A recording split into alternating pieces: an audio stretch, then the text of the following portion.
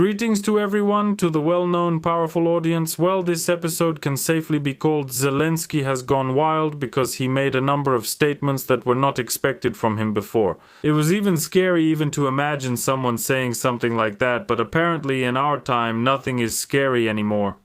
Escalation after escalation and so on until the very end. The doomsday clock is ticking for a reason. What did he say, Zelensky? I'll tell you in a moment, but first I'll show you a video, actually the full video of one of the citizens of Ukraine who is fleeing from that very country. Miri, this is the country of dreams. He operates on a special... Well, let's see what he's operating on. There's a lot to talk about. Looks like he's fleeing Ukraine. Some kind of... Well, you can't really see here, but obviously it's a man, because there's no reason for women to flee from Ukraine. There aren't any on such flying devices. This is a paraglider, I think, without a motor, just self-propelled by wind power, air resistance, and so on. And so on. It would all look quiet and peaceful if it weren't for some sounds coming from nearby. I'm shooting at him on the paraglider.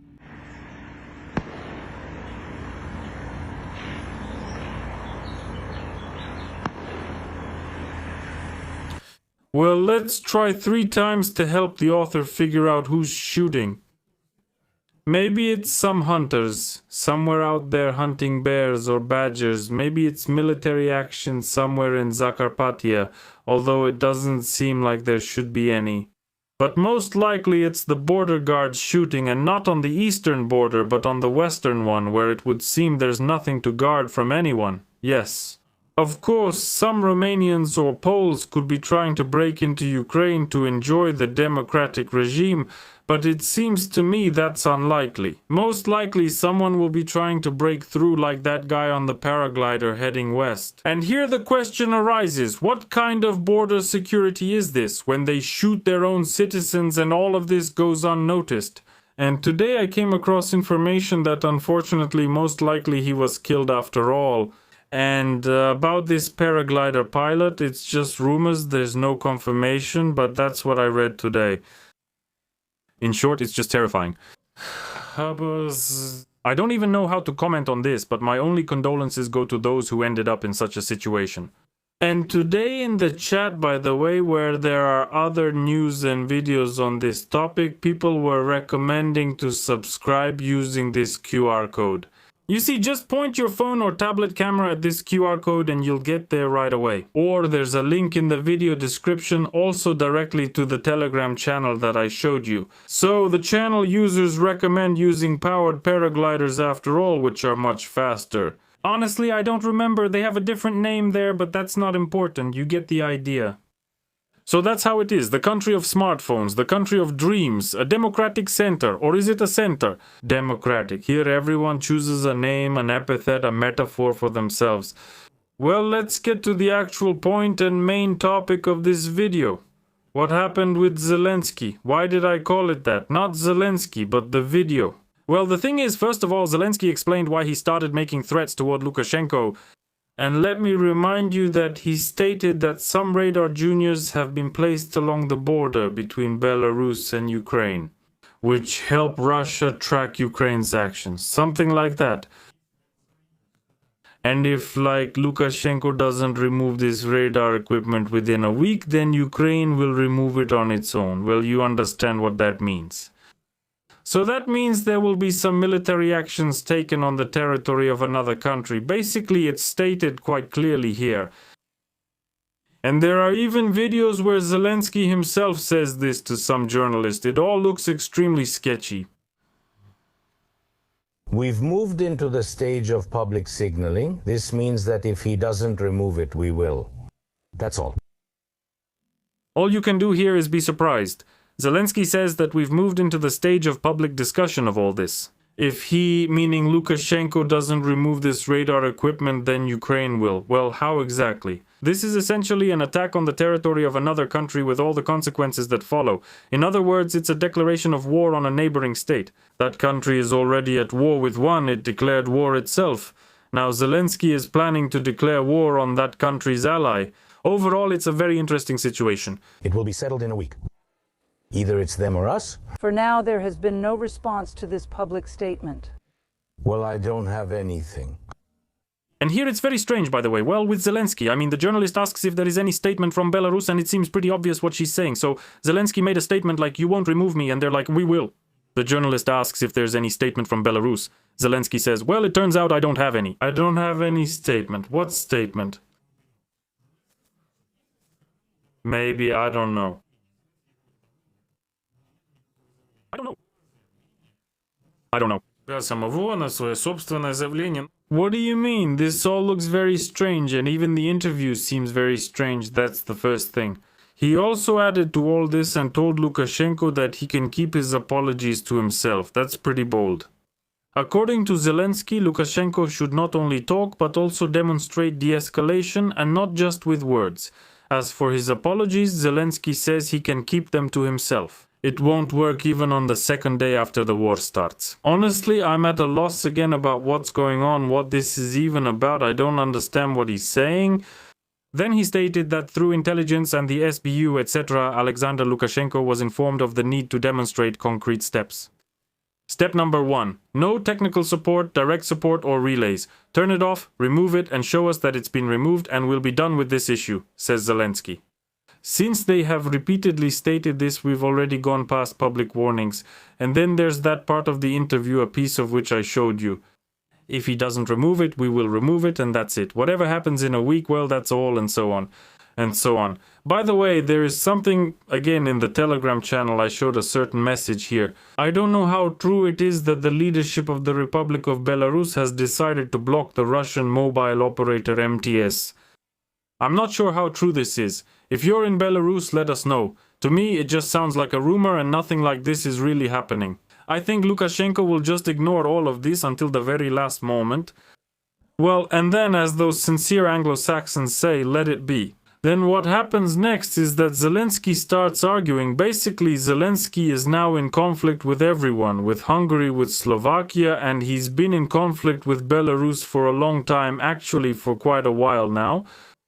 Now, he's also had a falling out with Trump and is arguing with him, and also with Poland, saying that, you see, Poland, represented by President Karol Nawrocki, is humiliating him. Why is he being humiliated? Because it's a painful issue for Poland. He brings up the issue of the Volhynia massacre and the UPA.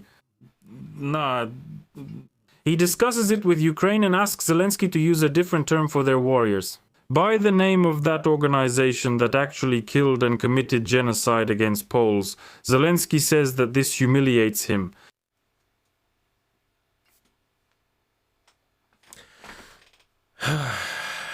I'd prefer not to comment here, but there is an article on this topic. Zelensky said that Nawrocki is following in Orban's footsteps and the policy of the president of Poland is reminiscent of Orban. I think Zelensky will end up making any leader of a European country follow in Orban's footsteps. By the way, this Moder has already gone down that path. Experts in Hungarian have written to me that in Hungarian all the stress is on the first syllable, so it's pronounced Moder. Someone said it should be modern, but there are as many opinions as there are people. No matter how I pronounce this word, there are those who are for it and those who are against it, but that's not really important. The main thing is that in his statement, Zelensky said that what Orban did is a bad story. He believes it will end badly, noted the Ukrainian president. Earlier, Nawrocki decided, let me remind you what all this fuss over the Order of the White Eagle is about. After that, every Ukrainian, no matter their status, even a junior assistant to the senior janitor, has at least some kind of award from Poland. Suddenly, people started refusing them. Not money, not awards, not any kind of perks, but they began sending back their medals and posting about it en masse on Facebook. Well, here the only thing you can do is express deep concern. I'll play the role of the UN and constantly express deep concern. Because, well, it's kind of second-hand embarrassment. I'm living in Spain, let me remind you. And once again, let's just pile on a bit more second-hand embarrassment about this, because it's honestly embarrassing. Alright, so Zelensky decided to do something like that, but why would you do it like this? It's especially amusing when Kuchma, who has nothing to do with all these people, gets involved too. He jumps on the bandwagon too. And then, like I said, some mayors of little villages with just a few houses also started refusing these awards. As if the Poles care, right? They really don't. They took away the awards themselves, so if you had voluntarily started refusing them beforehand, maybe it would have meant something.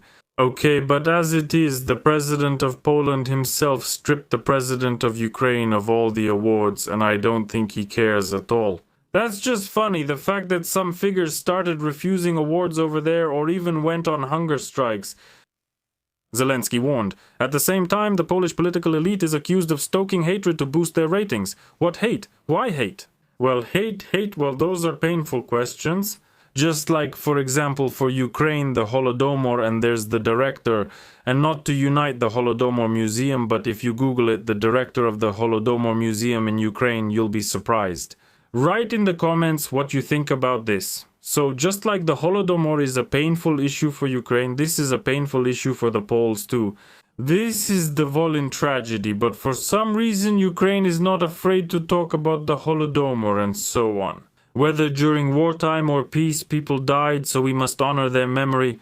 But for some reason, according to Zelensky, the Poles are humiliating Zelensky and Ukraine by trying to honor the memory of their fallen ancestors. It's so strange, I don't understand. Maybe it's some kind of new diplomacy, or maybe it's some logic that I don't possess, like some especially twisted logic. Well, honestly, I'm at a loss as to what this could be. Someone writes to us that without Ukraine, Poland can't be protected by anyone. According to Zelensky, artificially stirring up public sentiment and trying to score political points on hatred. And again, the question arises about scoring points on hatred. I'm not talking about the Poles at all, not the Poles, but representatives of some other countries who are again that very democratic center. So, according to Zelensky, this is the wrong path, which threatens dangerous escalation. Who with whom? Has he already declared war on Poland after Belarus? They're right next to each other, there with one stroke, when with one stroke like the tale of 7 at one blow, they kill them all. Well, there was a fairy tale like that, you know, like he quarreled with Poland and from Poland too, and with one stroke captured everyone all the way to Kunashir. And you can sleep peacefully, you can grill kebabs, you can drink coffee in Yalta. By the way, we'll talk about Yalta in a moment because something crazy is happening there too. In general, something not very good is going on. And on top of everything, Zelensky announces this, of course, and on video too, so it's not just Lukashenko giving some kind of assessments and value judgments, but here as well. He talks about supporting Ukraine, but hasn't actually been there. This is about the president of Poland. Why should the president of a country that has provided Ukraine with billions of euros and a huge amount of weapons, plus has taken in millions of Ukrainians, have to be in Ukraine in order to support Ukraine? I don't quite understand, but as we can see, there's some kind of logic here.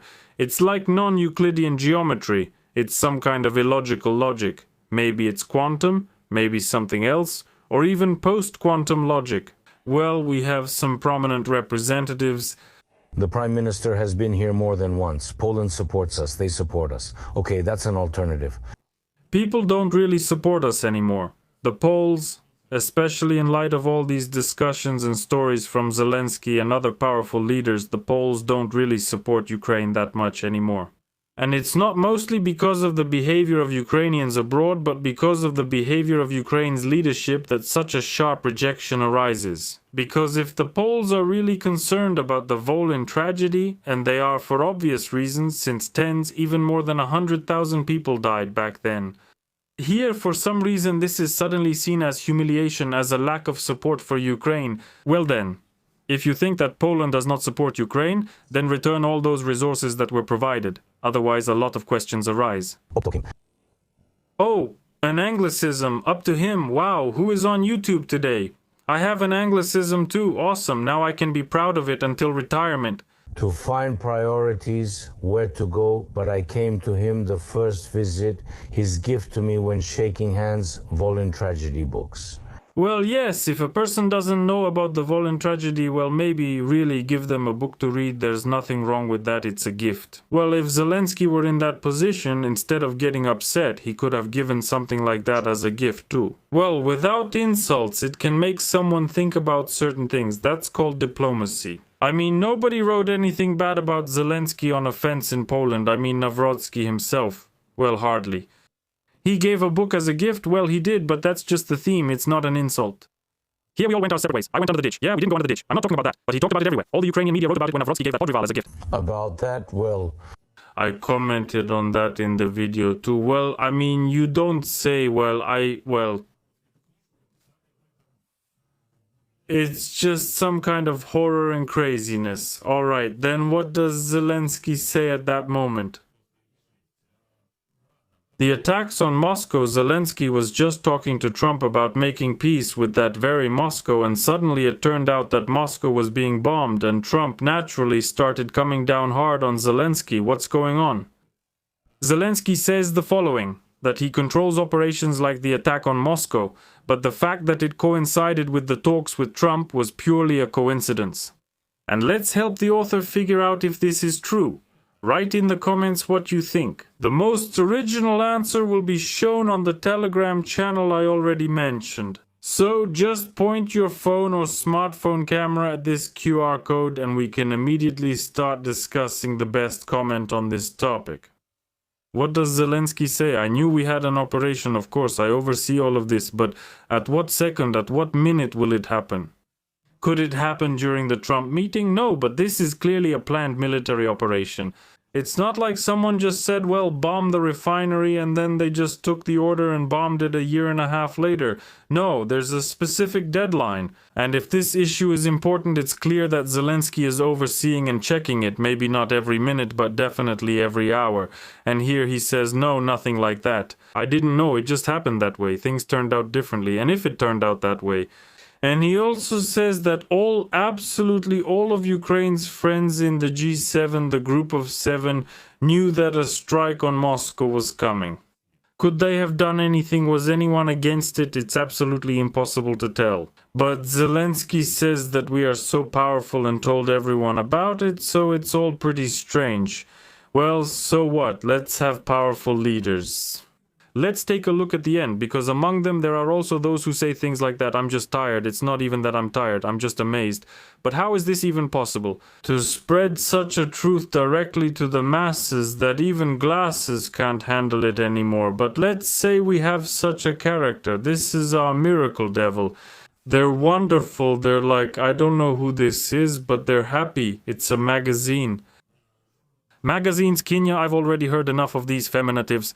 And this blonde guy with dyed hair, honestly, I don't know who he is, but let's listen to what the guy with dyed hair has to say. And he says no.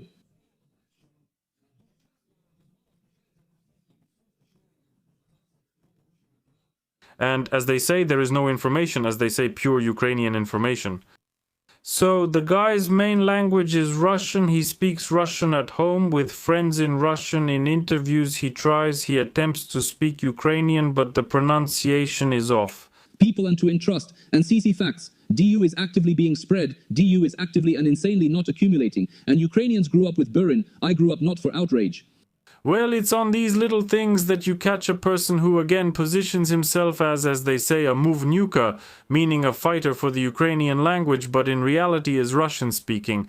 And there's nothing wrong with that if only they didn't put on a show about dropping the language. We're still a bit stronger. Now, when we get started and you hear this kind of pronunciation, some Russianisms, and well... Russian propaganda also plays on this. They are tearing Ukraine apart along many factors, including the activities of the draft offices. And in fact, instead of raising the stakes, we are waiting for higher decisions from Mr. Fedor. What stakes are you planning to raise? Honestly, I suspect that here, well, we won't talk about it. We'll modestly keep quiet about restaurants and various drinks, we won't discuss that. About raising or lowering the strength and all sorts of procedures and adding different recipes to increase the strength. But the point is that it turns out it's not the MCC that influences Ukrainians, who already hate this very MCC with all their might, but actually it's Russia provoking Ukrainians because of the MCC. Somehow that's how it is. Very, very strange. Strange, alright, and I don't know, maybe if I dyed my hair, if I had any, would someone say something like that too, but let's leave it for now. And then we have a few more friendly leaders. But for example, this old man is a former SBU general. He used to have an upside-down Ukrainian flag hanging on his wall, but now that flag is gone. I don't know, maybe it fell down, maybe he just didn't notice it somewhere, but at least there's a trident on his t-shirt. And even Shastlivaya, who interviewed the previous person, is now interviewing this character. One fine day or one fine night when Aga flies out to Crimea, 8,000 drones, yes. Out of 300,000 like this, and 200,000 are already ready, and another 3 million are on the way or almost on the way, like in Star Wars. There's some part I don't remember exactly. And Grandpa also has drones flying. Will there be such ones? Will we bomb? They will all have combat charges, and with such charges, I mean, wow, I'm not saying this out of goodwill. And what kind of charges? What about the shells? But charges rather. Well, the drones explode, but what about you? What do they even carry? Today I don't know. This episode is kind of strange, no matter who you listen to. Well, they spout such truths to the masses that you just don't understand what they're talking about. What is the Ukrainian general? Still Crimea's Mr. Discussing. Ex-general. Freeze, and slowly, quietly you follow him. But the bridges breathe. It turns out that's the kind of twist we have here. But I understand what he's trying to say, I'm just nitpicking. Still. The fact that they're evacuating people from the beach from Crimea, that's your chance to save your life. It's clear even to a fool. I've repeatedly said that an attack on the Crimean bridge is likely being planned, followed by one on Crimea itself. You don't need to be a genius here, like I said, even the smallest hedgehog in the deepest forest can understand what's going on. It's hard to predict the consequences. What will happen there? Whether it will be a red or brown line, or if there will actually be some actions from the Russian Federation. This is where it gets a bit scary, especially since they're already planning to bomb Crimea. There were talks, they're definitely flying there, and probably not just flying, but some ground forces will be brought in as well. Or, I don't know, maybe some polite people, but this time from the Ukrainian side, but anyway, we'll see what happens. At the very least, the preparations are massive, being carried out with all available forces. That's why today's episode is dedicated solely to this topic, as you can see. Well, I think it was worth covering this in such a comprehensive and thorough way, because it's a pretty important issue to understand, and if you grasp all of this, you can start planning your own actions. So that's it. I hope you'll plan your actions in a way that's best for your own safety. Well, that's all for now. Goodbye, everyone. Lowering the age requirement for conscription is actually very simple, and it's obvious. As for the issues of mobilization and leaving the country, you know what kind of mess we're in, to put it mildly? We don't need just people, we need equipment, we need ammunition, we need weapons, but saying that we don't need people and that we should lower the mobilization age, well, let's figure it out then. And what should we do with those several million who are successfully dodging or buying their way out of the front? What should we do with them?